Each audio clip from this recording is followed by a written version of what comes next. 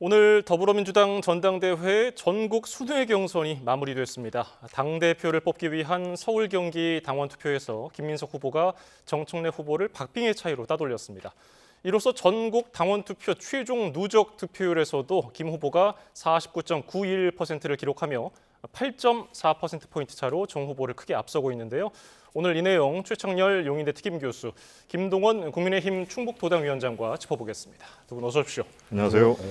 예, 민주당원의 38% 정도인 서울, 경기 권리당원 투표 결과가 나왔는데 조금 전에 설명해드린 대로 김민석 후보가 46.66% 1위, 정청래 후보는 46.28%로 2위, 0.38%포인트 차이. 서울, 경기 민주당원의 표심 어떻게 보셨습니까?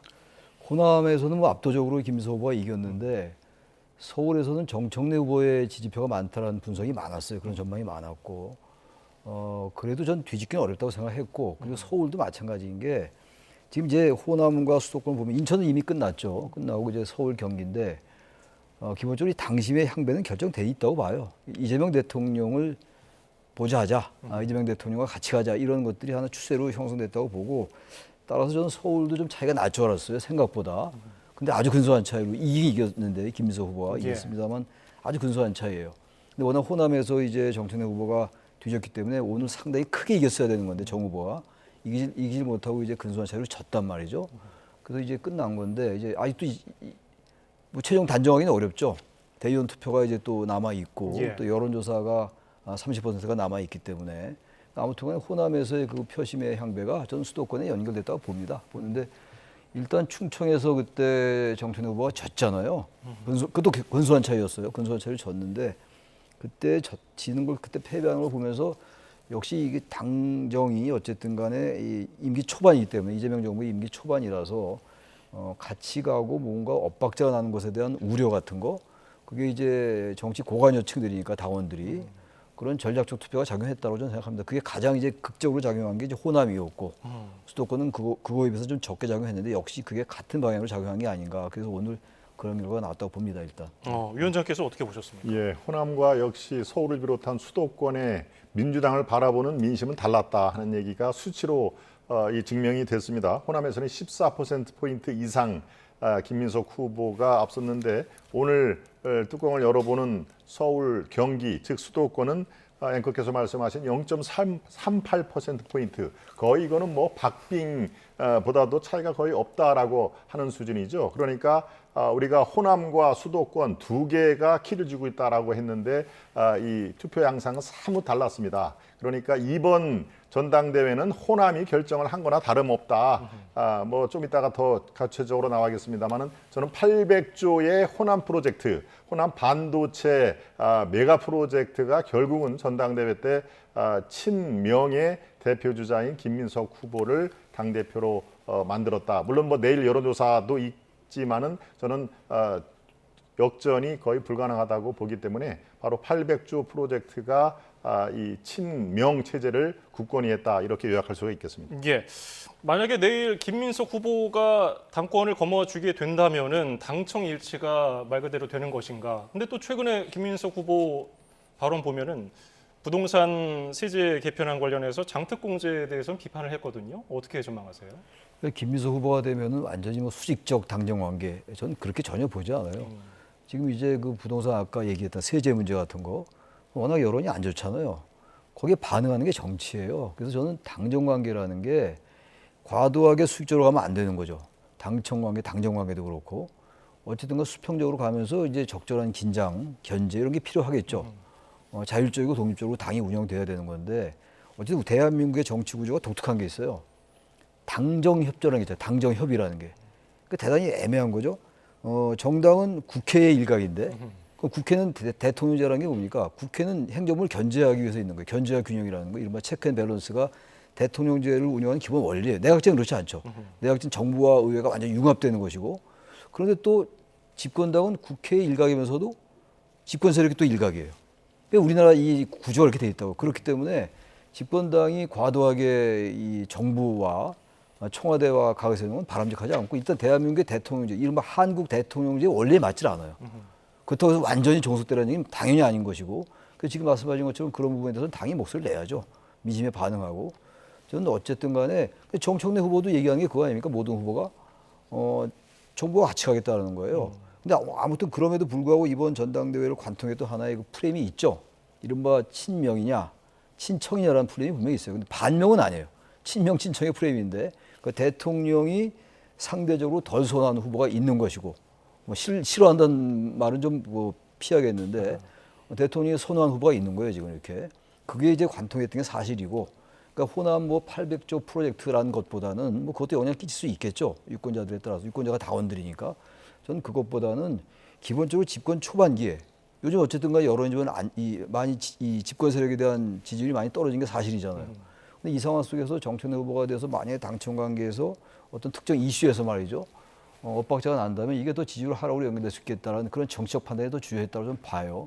그래서 서울도 사실은 정청래 후보의 강성 당원이 많다는 거 아니에요? 강성 당원들이. 근데 근소한 차지만 김서 후보가 이겼잖아요.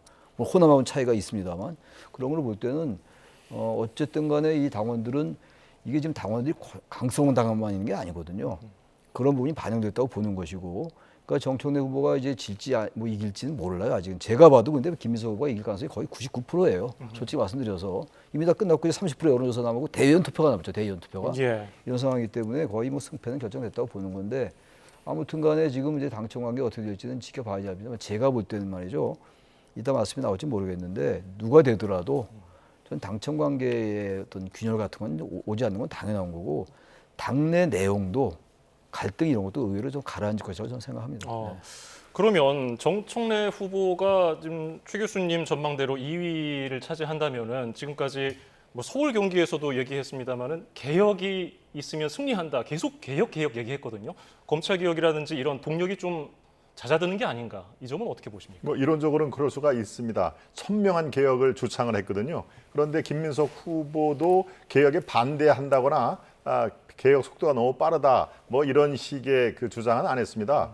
뭐 보안 수사권 문제도 원론적으로 찬성한다라는 얘기까지 했지 않습니까? 그러니까 김민석 후보가 예상대로 내일 최종 당대표가 된다 손치더라도 지금 민주당에서 주장하고 있는 검찰개혁 이제 10월 2일이면 뭐 중수청, 공소청이 출발하지 않습니까? 뭐 그런 것들은 변동 없이 그대로 진석이 될 것이고요. 단지 이른바 이 김민석 후보 같은 경우는 이제 지역구가 또 영등포, 서울 아닙니까? 그러니까 이른바 중수청, 이 중도층 또 수도권 청년들 2030의 목소리를 훨씬 더 많이 기울일 것입니다. 그러니까 이 개혁이 정말 이 국민들 전체 특히 이 중수청 가장 중요한 3대 축에 만족을 할 것인가 라면서 어느 정도 눈치를 보겠죠. 즉 속도 조절의 필요성이 있을 게는 아마 한 라인을 통해서 얼마든지 이재명 대통령과 그런 그 보폭을 조절할 수가 있겠다. 그런 의미에서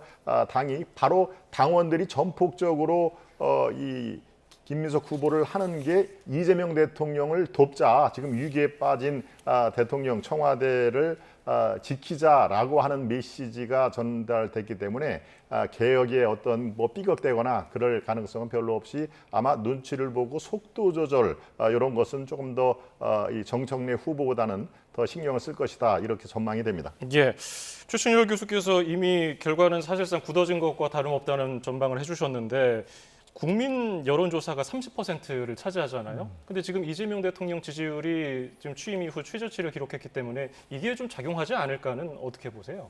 근데 지금 여론조사 대상이 누굽니까? 민주당 지지층하고 무당층이잖아요. 근데 무당층 중에서도 국민의힘을 지지하는 사람들은 배제되어 있는 거예요. 역선택 방지 조항이 들어가 있는 거거든요. 그렇게 된다면 이건 유권자들이 제가 아까도 말씀드렸다시피 일반 국민이 아니에요, 지금. 민주당을 지지하는 지지층. 그렇다면 일반 여론조사도 당원들의 표심과 같이 갈 수밖에 없죠. 표심 자체가. 그러니까 지금 제일 우려하는 게 민주당을 지지하는 분들은 설령 뭐 친명, 친청의 그런 경향성이 있다 하더라도 일단 어쨌든 간에 이게 대통령이 선호하는 후보가 만약에 대표가 되지 않는다. 그럼 이게 레임덕으로 연결될 수 있다. 이거 가장 기본적인 정치 공학이잖아요. 뭐 대통령이 누굴 지지한다라고 얘기한 적은 없습니다만 그건 다 알려져 있는 사실이고 그렇다면은 민주당 지지층이나 무당층들도 전 제가 볼 때는 여론조사가 결코 정청래 후보에게 유리하게 나온다는 보장이 없어요. 그때 반드시 김민석 후보에게 유리하다는 근거도 딱이 없습니다만 기본적으로 저는 민주당의 그동안의 이 당원들의 표심 당심과 비슷하게 갈 근거가 많다. 그럴 가능성이 높기 때문에 그래서 제가 거의 99%가 아닌가라고 봤던 겁니다. 단지 이제 대의원 투표 같은 경우가 있는데 대의원 투표도 제가 볼 때는 오히려 강선당보다는 대의원 투표가 김 후보에게 유리할 수도 있어요. 그러니까 제가 볼 때 지금 이미 이제 수도권에서 뭔가 뒤집었어야 되는 건데 뒤집지 못했어요. 그래서 거의 승패가 결론이 난 게 아닌가 이렇게 보고 있는 거죠. 예. 게다가 이번 전당대회 처음으로 선호 투표제가 도입이 됐는데 과반을 1순위 합산해서 과반을 넘기는 후보자가 나와야 이 선호 투표제를 안 가는 거잖아요. 그렇습니다. 지금까지 누적 득표가 49.91로 돼 있죠? 김민석 후보. 예, 그렇습니다. 이제 과반 50.01%를 달성을 해야 거기서 끝 이렇게 되는데 지금 말씀이 언급이 됐습니다마는 그 30% 여론조사 이게 당초에는 정청래 후보에게 마이너스는 안 될 것이다. 얼마나 이 큰 차이로 벌어질지는 모르지만 정청래 후보가 살짝 이길 것이다라는 게 당초에 민주당 안팎에 들려오는 얘기인데요. 지금 상황이 이렇게 되고 호남과 수도권에 다 표를 까본 결과 49.91이 되면은 여론조사에서 정청래 후보가 그렇게 유리하지는 않은 상황이 돼버렸습니다. 그러니까 2주 전과 지금 상황이 조금 다른 상황인데요. 바로 수도권에서 정청래 후보가 치고 나가지 못한 게 여론조사에도 반영이 될 것이다. 웬고하니 민주당을 제외한 타당을 지지하는 뭐 거기는 국민의힘도 있겠고요. 조국당도 있을 테고 개혁신당도 있을 테고 그것을 지지한다라고 하면 거기서 스톱이 됩니다. 포함이 안 되기 때문에 민주당 지지자들이 주가 되고 나는 지지한 정당이 없습니다. 즉 부동층, 무당층을 대상으로 하기 때문에 큰 변곡점은 되지 못할 것이다 해서 저는 50%를 살짝 넘는 선에서 선호투표제를 이 적용을 하기 직전에 끝날 가능성이 상대적으로 더 높다 이렇게 보입니다. 예. 앞서서 교수님 잠깐 언급 주셨지만은 워낙 이번 전당대회 과정에서 뭐 배신, 스토커, 붕어 IQ 네. 거친 발언들이 쉴 수 없이 나왔잖아요. 근데 이런 것들이 전당대회 끝나면 싹 사라질까요? 그게 뭐 완전히 사라질 수는 없겠죠. 그런데 지금 현재 제가 자꾸 강조하는 게 집권 초반기예요. 집권 2년 차 들어온 지가 얼마 안 됐기 때문에 그런 여러 가지 뭐 그런 얘기들은 정말 뭐 안 하는 게 좋았죠. 근데 이게 전당대회가 항상 격렬해요. 근데 제가 봐도 이번 전당대회가 제가 쭉 봐왔던 전당대회 중에서 가장 격화됐던 것 같아요. 그 과거에도 뭐 친노, 비노가 있었고 친문, 비문 다 있었습니다. 있었고 친이명박, 친박근혜 얼마나 우리가 많이 봤어요.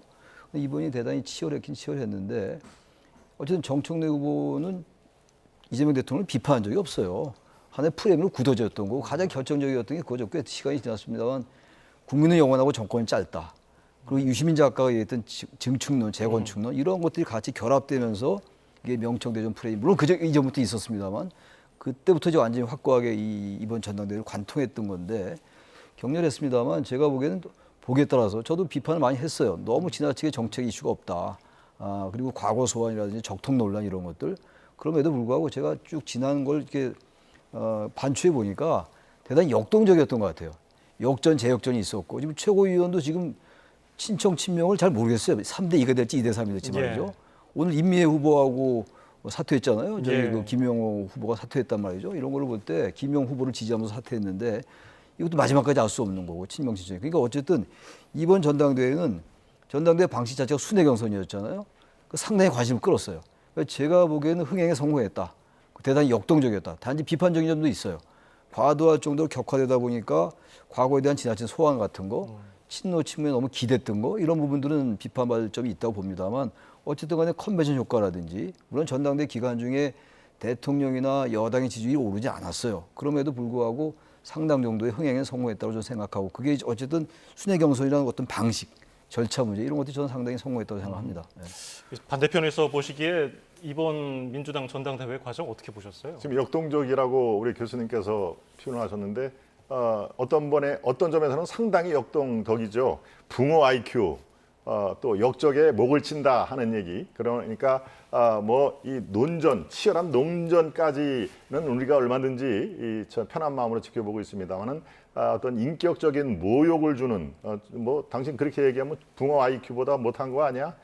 그리고 이조 시대 때는 아주 역적 그 발언을 지금 한 거예요. 역적은 목을 치야 돼라고 하는 정말 아주 그 모욕감을 느낄 정도로 얘기를 한 거, 그거를 역동적이라고 물론 보고 말씀을 하시지는 않았겠지만 바로 가장 중요한 민생 문제가 하나도 거론이 안 됐다 할 정도로 심각한 상황이었다고 보여집니다. 정말 나라를 걱정하는 분들은 한 나라의 집권당의 전당대회가 그야말로 가장 중요한 지금 그 민생 문제를 어떻게 해결했다 하는 미래 담론이라든가 세부적인 실행 방향, 이런 것은 정말 제가 매번 1라운드부터 지금 8라운드까지 제가 귀를 기울이고 했는데 나오질 않았습니다. 좀 아까 얘기한 그런 아주 말초적인 붕어 IQ니 역적이니 뭐 이런 것들이 난무하는 상황이니까요.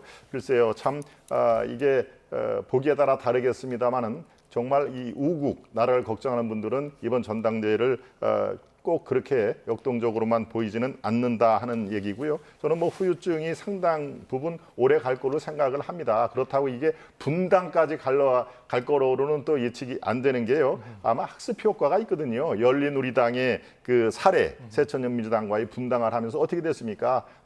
실패하지 않았습니까? 그리고 지금 또 민주당의 주역으로 있던 박지원, 정동영 장관이 또 당을 뛰쳐나가서 민생당을 또 만들었죠. 결과적으로 어땠습니까? 1년도 못 갔지 않았습니까?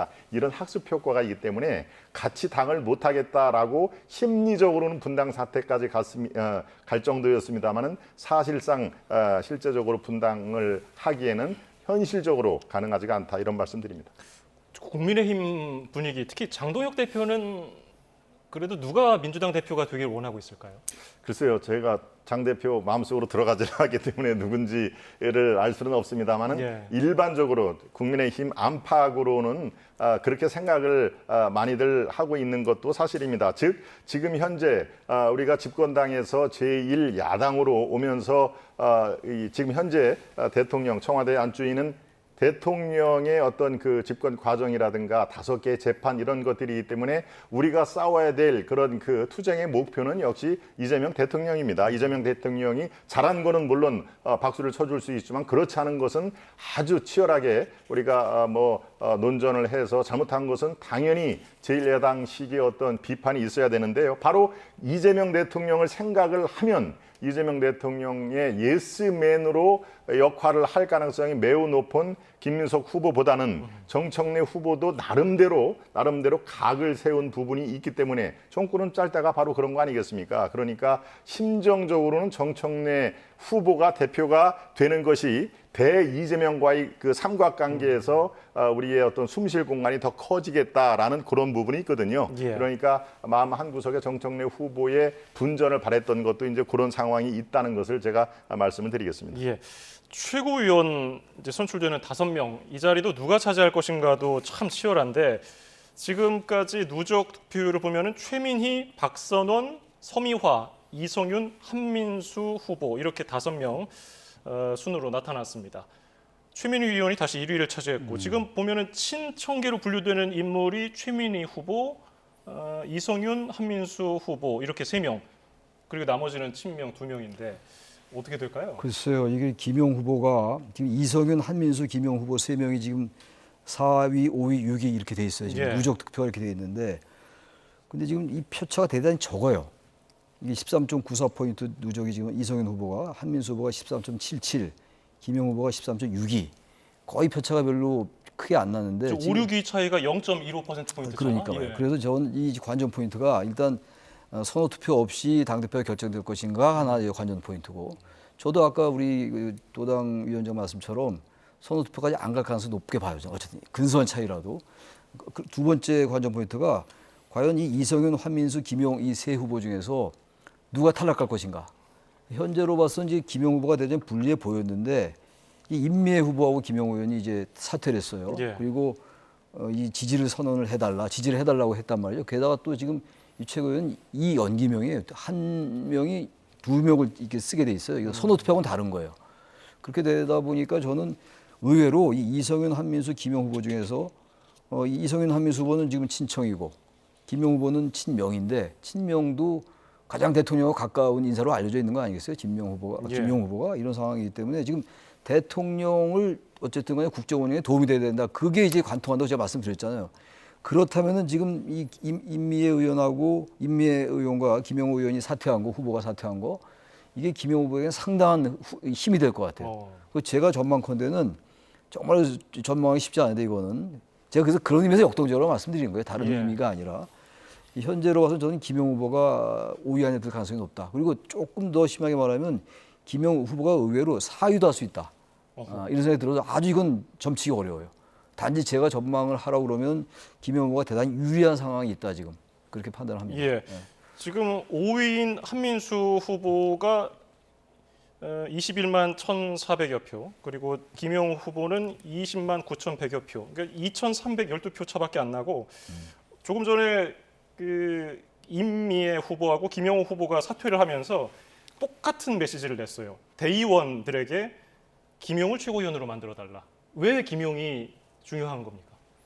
김용 그 누구 말입니까? 김용, 정진상 정도는 돼야 내 측근이라고 할 수 있다. 바로 이재명 대통령이 대놓고 공개적으로 한 얘기입니다. 그만큼 대통령의 복심으로 생각을 할 수가 있는 것이죠. 김용호, 임미애 후보, 물론 임미애 후보는 TK, 대구 경북 지역에서 민주당 활동을 오래 한 분입니다만은 이른바 범주류에 포함이 되는 것이죠. 친명, 색채는 강하지 않지만 친명 후보로 돼 있습니다. 근데 현재는 아무리 내일 30%와 대의원 투표에서 기적적인 그런 그 플러스 효과를 받는다 하더라도 당선권의 지림파기는 표 차이가 많이 나거든요. 그러니까 아마 이거는 긴밀하게 소통을 했을 것입니다. 어차피 안 되니 우리 친명 대 친청, 이른바 5명의 최고위원 자리에서 누가 3명이 되느냐에 따라서 최고위원 기류가 달라지는 거 아닙니까? 또 누가 수석이 되는 게 수석 최고위원이 그 비중이 있으니까요. 바로 그런 의미에서 치열하게 물밑 접촉을 했겠죠. 그래서 김영호, 임미애 후보가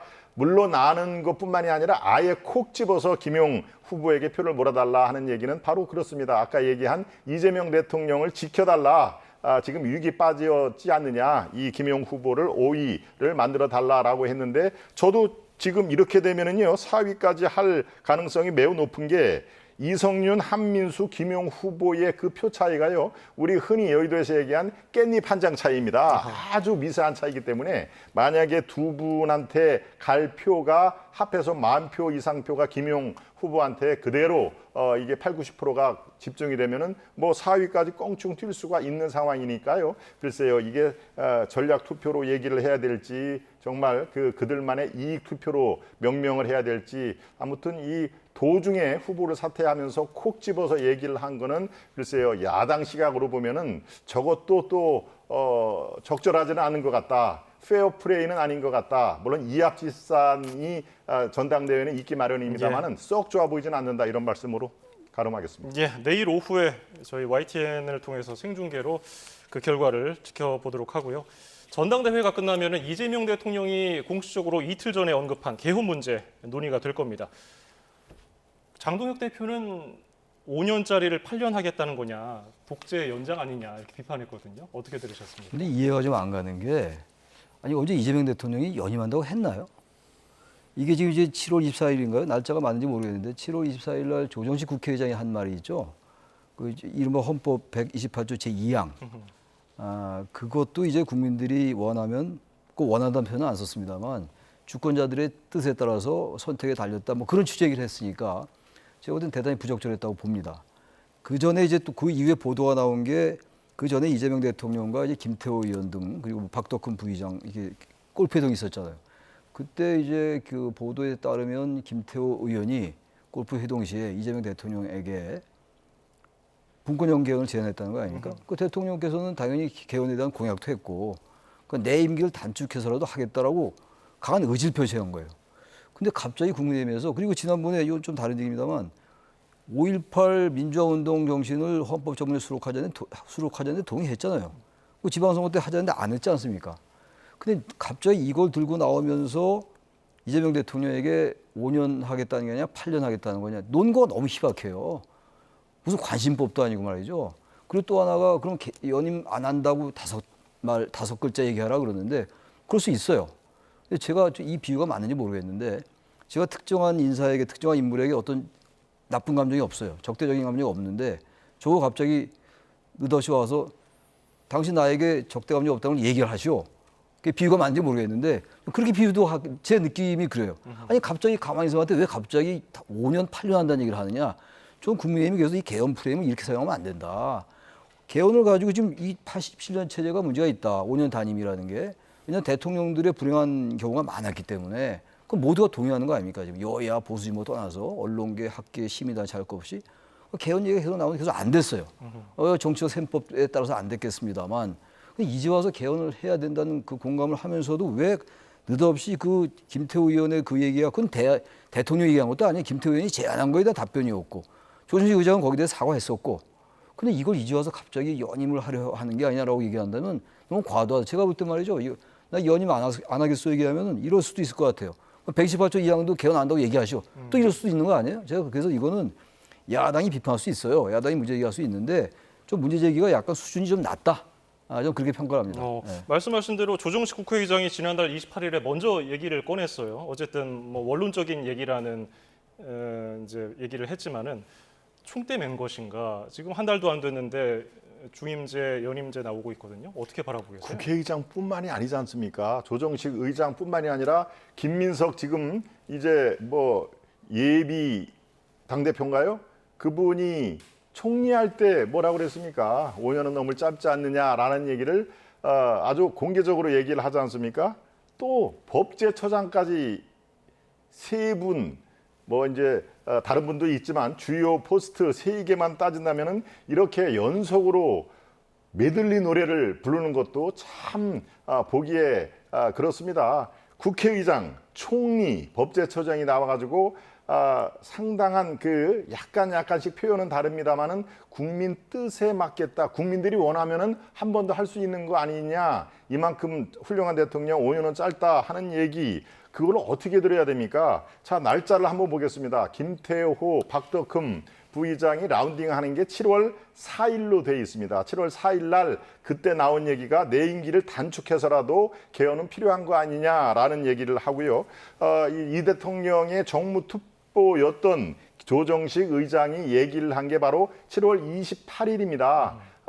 국민이 선택할 문제다라고 바로 대통령이 야당의 주요 인사, 즉 개헌에 호의적인 사람들을 불러서 군부를 떼기 시작했고 국회의장이 이분이 정무특보였는데 그런 정무 감각이 없을 수가 있겠습니까? 다시 또 군불에 기름을 넣고 이걸 많은 분들이 어떻게 봅니까? 그 전에 또 그 히스토리가 있지 않습니까?